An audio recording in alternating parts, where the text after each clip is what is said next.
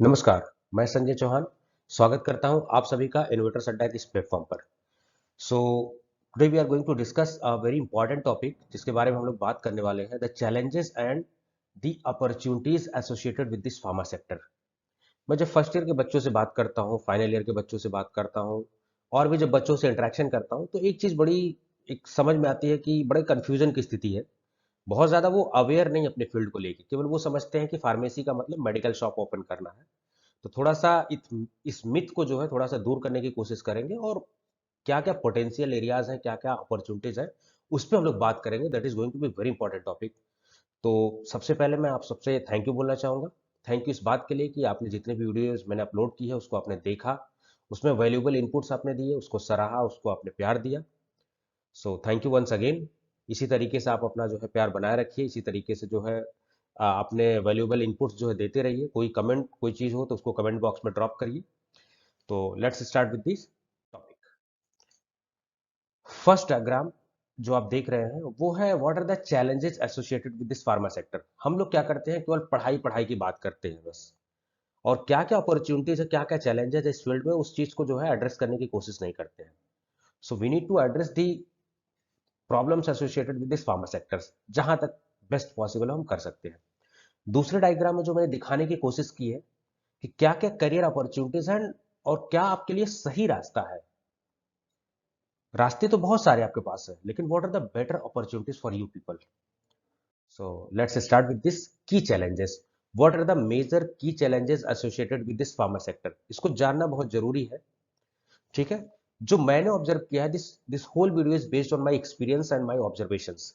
जो मैंने ऑब्जर्व किया है, जो मैंने समझा है इस फील्ड को, वो चीजें मैं थोड़ा सा आपके साथ शेयर करना चाहूंगा पहले कुछ मिनट। एक चीज आप ऑब्जर्व कर रहे होंगे कि इस फील्ड को रेगुलेट करने के लिए multiple stake holders are there, like as ministry of chemical and fertilizer is there. Ministry of chemical fertilizer, जब आप नाइपर में मास्टर्स के लिए पीएचडी के लिए एडमिशन लेते हो, they are going to give the scholarship. Ministry of HRD is also dealing with this pharma field. Ministry of HRD भी डील कर रही है, जिसका कि नाम अब बदल के जो है मिनिस्ट्री ऑफ एजुकेशन कर दिया गया है वर्तमान में इस स्थिति में। उसके अलावा pharmacy council of India is there, the main regulatory bodies for this profession, that is pharmacy council of India. Apart from Pharmacy Council of India, UGC is there, University Grant Commission is there. Apart from University Grant Commission, different agencies like as AICT, different stakeholders are also involved in this, like as AICT भी इसको deal करता है। तो इस तरीके से आप देखते हो कि जब किसी एक फील्ड को कई लोग इसको कंट्रोल करने की कोशिश करें, कई लोग इसको डील करने की कोशिश करें, तो कहीं ना कहीं जो प्रोसेस होती है उसमें डिले देखने को मिलता है आपको। तो फार्मेसी में अगर कोई डिसीजन लेना होता है, अगर ऊपर से कोई नीचे डिसीजन इंप्लीमेंट करना है, it is going to take time. So problem तो सभी को पता है। So the suggestion from my side will be, there should be a single window clearance system. जैसा कि इंडियन गवर्नमेंट जो है बहुत सारे जगह डिफेंस सेक्टर में और कई जगह इसको अप्लाई कर चुकी है। जैसे फार्मासिस्ट का रजिस्ट्रेशन कराने जाते हैं, वहां पर प्रॉब्लम होती है, अलग अलग स्टेट में अलग अलग टाइम ड्यूरेशन लगता है। So based on this system, there should be a single window clearance system, जहां पर एक ही सिस्टम हो जिसमें सारी चीजें अप्रूवल सब कुछ हो जाए। इससे क्या होगा, process will be fast, process बहुत फास्ट होगी, ट्रांसपेरेंसी होगी, करप्शन कम हो जाएगा बिल्कुल। ठीक है। दूसरी जो प्रॉब्लम, मेजर प्रॉब्लम देखने को मिलती है इस फार्मा सेक्टर में, वो industry academia gap. there is a huge gap between what the academics is producing and what is the requirement of academia, sorry, what is the requirement of industry। जो भी बच्चे यहां से इंस्टीट्यूट से पढ़ रहे हैं और जो रिक्वायरमेंट है इंडस्ट्री की, उसको फुलफिल नहीं कर पा रहे। मैं अभी लेटेस्ट में एक इंडियन एक्सप्रेस में रिपोर्ट पढ़ रहा था, 95% of engineers are not going to be like as they are not very clear, they are not very skillful with respect to the engineering profession। इस तरीके से उसमें स्टेटमेंट लिखा हुआ, मैंने उस चीज को सुना, देखा, समझा और मुझे बड़ा तकलीफ हुआ इस चीज में कि मतलब 95% जो है वो लोग मतलब डिजर्व ही नहीं कर रहे हैं, वो स्किल ही नहीं उनके पास है जो 21st सेंचुरी के लिए रिक्वायर्ड है इंजीनियरिंग फील्ड में। ये एक फील्ड की बात नहीं है, ये अदर फील्ड की भी बात है। तो कहीं ना कहीं जो इंडस्ट्री की रिक्वायरमेंट है कि वहां पर स्किल्ड लोग चाहिए, अल्टीमेटली उनको आउटपुट चाहिए। तो अगर आपकी स्किल उनके रिक्वायरमेंट के हिसाब से मैच करती, that will be a very beneficial for you people. Apart from that, एक चीज और मैंने ऑब्जर्व किया, नीड ऑफ स्पेशलाइजेशन। देखिए, जो सिविल सर्विसेज होती हैं उसमें जर्नलिस्ट का मामला होता है, एक आईएएस ऑफिसर है, एक सिविल सर्वेंट है, वहां पर जर्नलिस्ट का मामला है। But the pharmacy profession is all about specialization. You are in a specialized profession in a pharma sector, तो आपको स्पेशलाइज होना पड़ता है, नॉट ए जर्नलिस्ट। आपको जर्नलिस्ट नहीं, किसी एक चीज पे आपको एक्सपर्टीज होना पड़ेगा, you need to be specialize, ठीक है। उसके अलावा you should also focus on the skill development and vocational education. हम क्या कर रहे हैं, केवल बच्चों को पढ़ाए जा रहे हैं, पढ़ाए जा रहे हैं, पढ़ाए जा रहे हैं, केवल सेमेस्टर में पढ़ाए जा रहे हैं, उनको नंबर के पीछे पूरी दुनिया भाग रही है, but we are not focusing on the vocational education. कुछ उनको ट्रेड सिखाया जाए, कुछ उनको छोटा सा व्यवसाय सिखाया जाए, कुछ चीजें उनके अंदर, कुछ एंटरप्रेन्योरशिप सिखाया जाए, कुछ उनके अंदर स्टार्टअप की आइडियाज डाला जाए, इस तरीके की चीजें जो है थोड़ा सा होना चाहिए इन सब चीजों में। So there should be a focus on vocational education, इसके साथ साथ एकेडमिक एजुकेशन के साथ साथ स्किल डेवलपमेंट। आपको अपनी स्किल हमेशा अपग्रेड करते हुए रहना चाहिए। देयर इज अ वेरी, आप कह सकते हो बहुत ही ज्यादा अर्जेंसी है स्किल डेवलपमेंट की। अगर आप 21st सेंचुरी में जीना चाहते हैं, you want to survive in 21st century, definitely you need to upgrade your skills.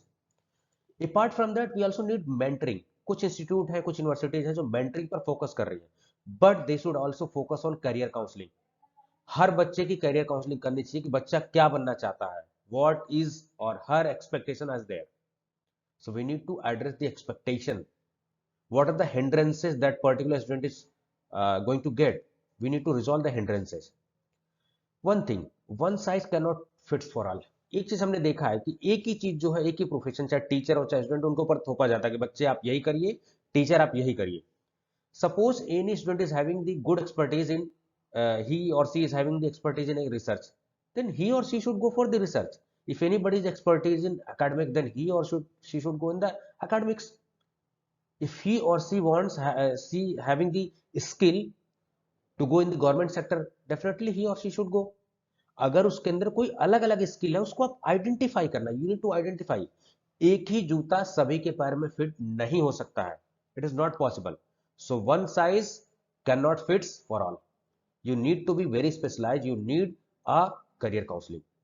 Apart from that, थोड़ा सा जो है एजुकेशन पॉलिसी में भी थोड़ी सी कमी नजर आती है। बहुत सी अच्छी बातें हैं, लेकिन कुछ जो इश्यूज थे उसको टैकल करने के लिए, उसको एड्रेस करने के लिए हमारी सरकार ने न्यू एजुकेशन पॉलिसी 2020 जो है लॉन्च की। उसमें कुछ चीजें हैं, जैसे आप अपने मनपसंद का कोई ट्रेड ले सकते हैं, आप स्विच कर सकते हैं कोर्सेज में।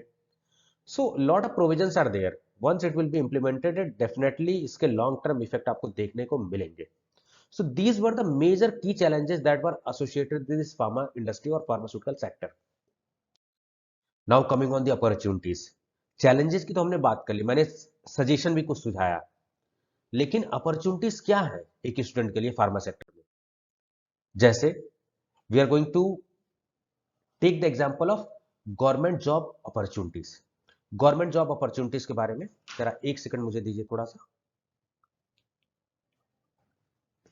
सम government job opportunities are also there. उसमें क्या क्या चीजें हैं वो थोड़ा सा हम लोग डिस्कस कर लेते हैं, that is going to be very beneficial for you people. देखिए, एक चीज जो है मैं थोड़ा सा आपके साथ शेयर करना चाह रहा था, वही चीज मैं थोड़ा सा ओपन कर रहा हूं, ताकि मैं आपसे सारे पॉइंट्स जो है डिस्कस कर सकूं, सारे पॉइंट्स पे बात कर सकूं मैं आपसे। ठीक है, चलिए। अब गवर्नमेंट जॉब अपॉर्चुनिटीज में सबसे पहले हम लोग देखते हैं कि क्या हमारे लिए सबसे बड़ी पोस्ट हो सकती है फार्मास्यूटिकल सेक्टर में।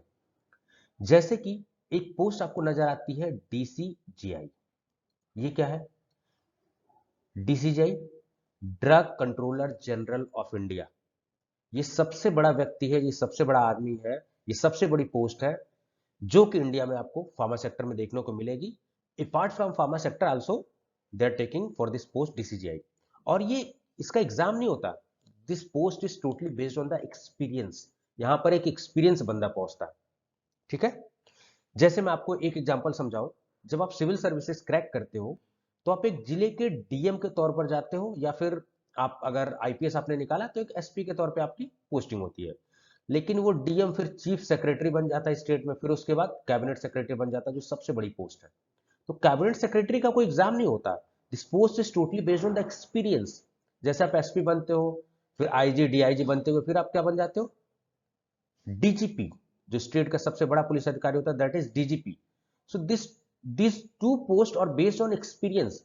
Likewise, in case of pharma sector, DCGI, this post is based on experience, the top most post of this pharmaceutical sector. और डीसीजीआई कहां बढ़ता है? सीडीएसयू। सीडीएसयू एक ऑफिस है, central drug standard control organization, the regulatory agency of India. तो भारत की regulatory agency कौन सी है? सीडीएसयू, जिसमें डीसीजीआई, और डीसीजीआई कुछ कमेटीज के साथ काम करता है, जैसे drug consultative committee, drug technical advisory board. कुछ कमेटीज के मेंबर्स होते हैं, उनके सजेशन के आधार पर यह डिसीजन लेता है। की फंक्शन क्या है कि कौन सी दवा को बैन करना है, कौन सी दवा को अप्रूवल करना है। ठीक है, it totally depends on the decision of DCGI. फिर उसके बाद गजट में उसको नोटिफिकेशन करके निकाला जाता है डीसीजीआई। किसकी मदद से काम करता है? ड्रग इंस्पेक्टर, ड्रग इंस्पेक्टर की मदद से काम करता है। और ये ड्रग इंस्पेक्टर किसकी मदद से करते हैं? ADI, assistant drug inspector. ये किसकी मदद से काम करते हैं? गवर्नमेंट एनालिस्ट की मदद से काम करते हैं। ये कैसे काम करते हैं? ये फार्मासिस्ट की मदद से काम करते हैं। ठीक है, आप समझ रहे होंगे कि कैसे कैसे एक एक चीजें जो है जुड़ी हुई है। तो आपके लिए एक पोस्ट, आपके लिए डीआई भी हो गई, एडीआई भी होगी, गवर्नमेंट एनालिस्ट की पोस्ट भी हो गई, इन सब की। अब बात कर लेते हैं कि इनके फॉर्म्स वगैरह कैसे आते हैं।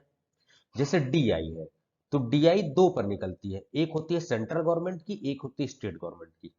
सेंट्रल गवर्नमेंट में दो जगह निकलती है। कौन रिक्रूटमेंट करता है? यूपीएससी और एसएससी, स्टाफ सिलेक्शन कमीशन। और स्टेट में कौन करता है? पीएससी। अगर आप यूपी से हैं तो यूपीपीएससी, अगर आप बिहार से हैं तो बीपीएससी, अगर आप यूके से हैं तो यूकेपीएससी। ठीक है, स्टेट की सर्विसेज है। अब ये एडीआई है, ये भी स्टेट सर्विसेज है। कौन सेलेक्ट करेगा? Public service commission. Government analyst कौन सेलेक्ट करेगा? ये। फार्मासिस्ट के लिए दोनों करते हैं, पब्लिक सर्विस कमीशन भी करता है और सबऑर्डिनेट सिलेक्शन कमीशन भी करता है। जैसे Uttar Pradesh subordinate selection commission, अधीनस्थ चयन आयोग, वो भी फार्मासिस्ट की पोस्ट के लिए रिक्रूटमेंट करते हैं। ठीक है, ये सारी पोस्ट हो गई आपके लिए।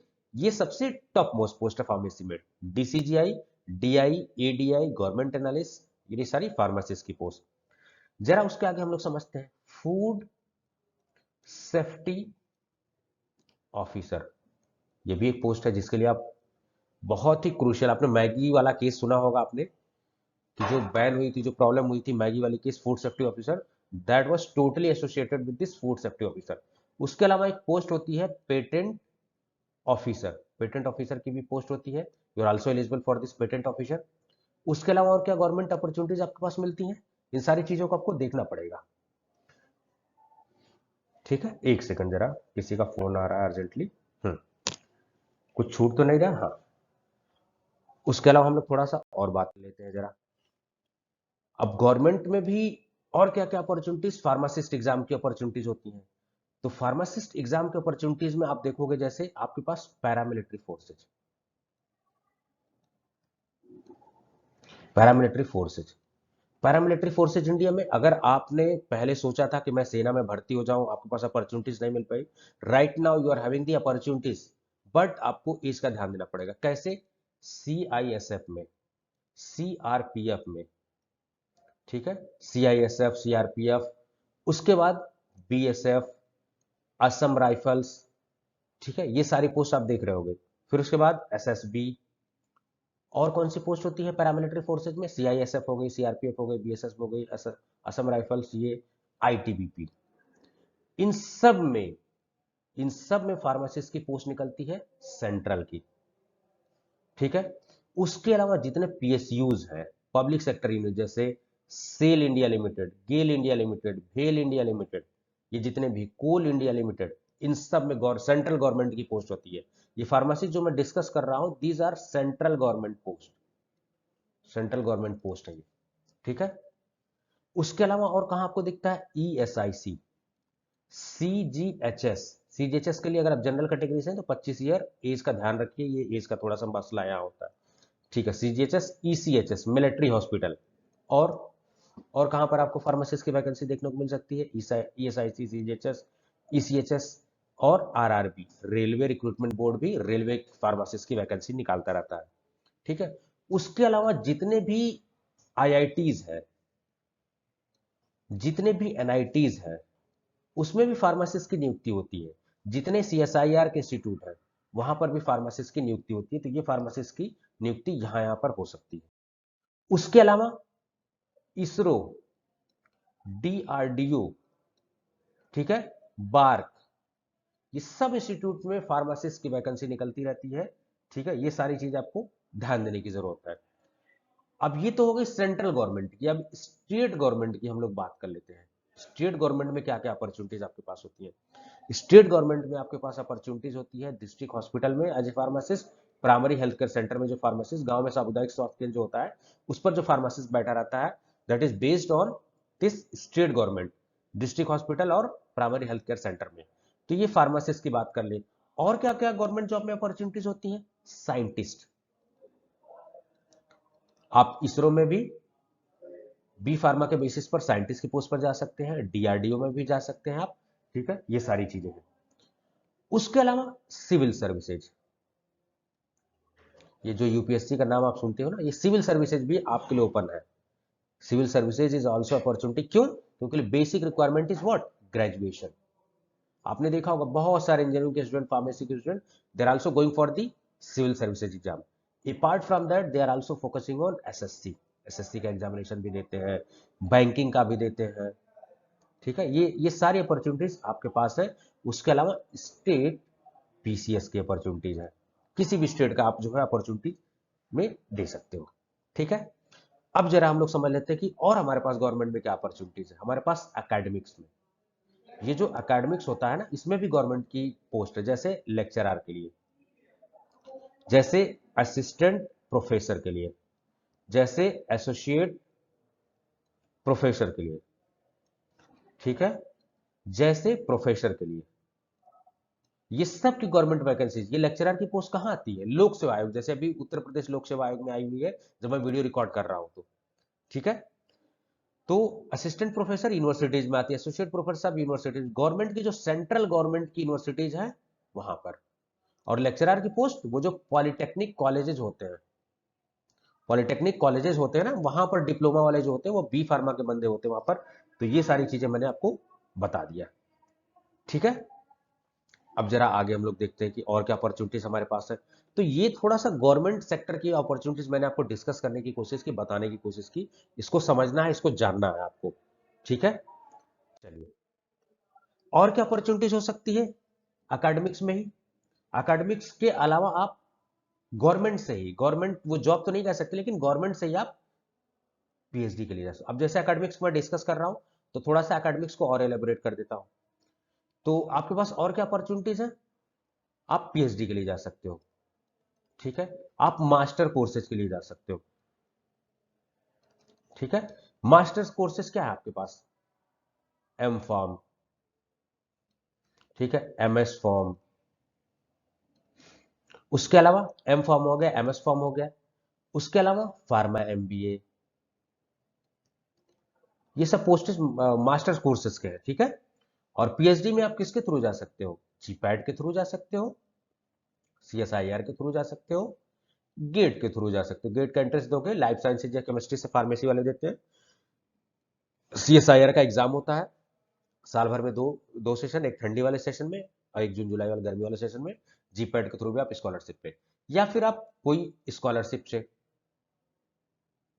ठीक है, तो स्कॉलरशिप से भी आप जा सकते हैं। फॉरेन की स्कॉलरशिप मिली उसके लिए भी आप, या तो फॉरेन में अगर जाना चाहते हैं तो आपको कई सारे एग्जाम, लैंग्वेजेस के एग्जाम देने पड़ते हैं। जैसे टॉफल एग्जाम है, एक आइलेट्स है। ठीक है, उसके अलावा जीआरई है।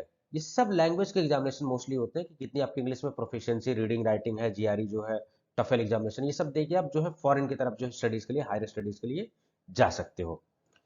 तो मैं जरा देख लूँ एक बार कि कोई ऑप्शन छूट तो नहीं रहा है। मैंने कुछ पॉइंट जो है नोट डाउन भी किए हुए हैं कि मैं मिस ना कर जाऊं उस पॉइंट्स को। ठीक है, तो हमने गवर्नमेंट अपॉर्चुनिटीज बात कर ली, हायर स्टडीज की भी बात कर ली, ये सारी बात कर ली, डीसीजीआई की भी हमने बात कर ली, उसके अलावा फूड सेफ्टी ऑफिसर की भी हमने बात कर ली, सिविल सर्विसेज की बात कर ली, ये सारी चीजें।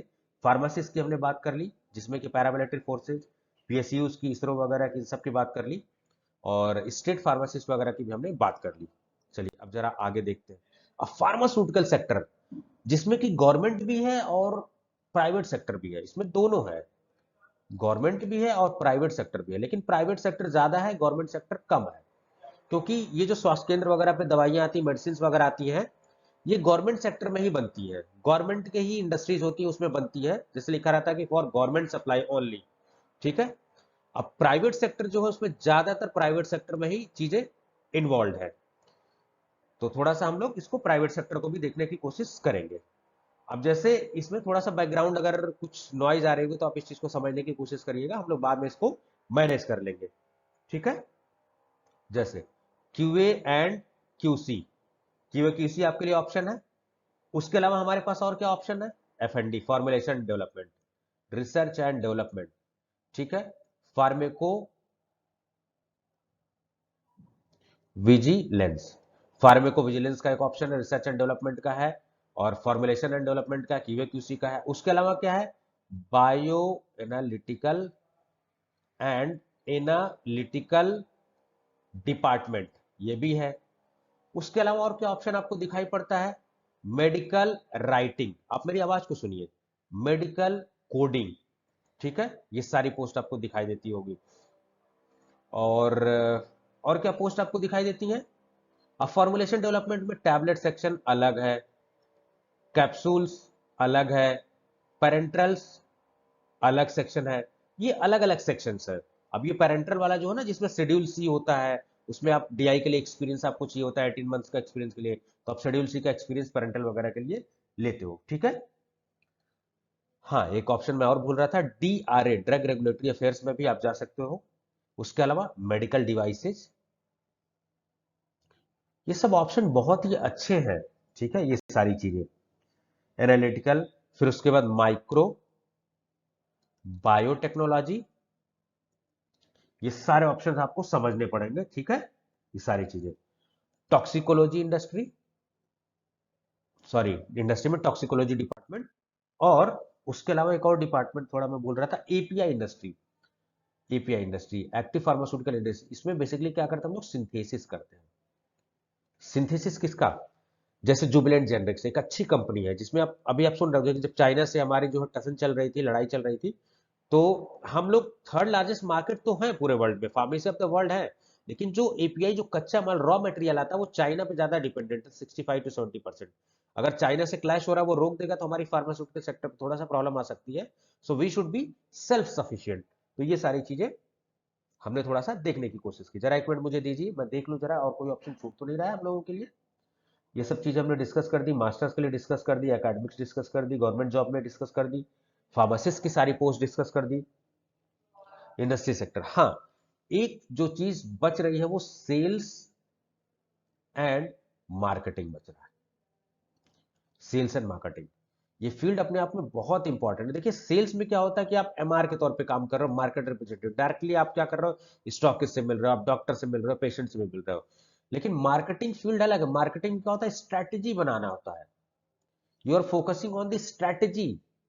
आपका बॉस जो है, जो जिन्होंने एमबीए कर रखा है, जिनकी पोस्ट है पीएमटी, प्रोडक्ट मैनेजमेंट ट्रेनी के तौर पे, या फिर हायर बॉस है आपके, बिजनेस डेवलपमेंट मैनेजर है, रीजनल मैनेजर है, जोनल मैनेजर है, ये सारी पोस्ट।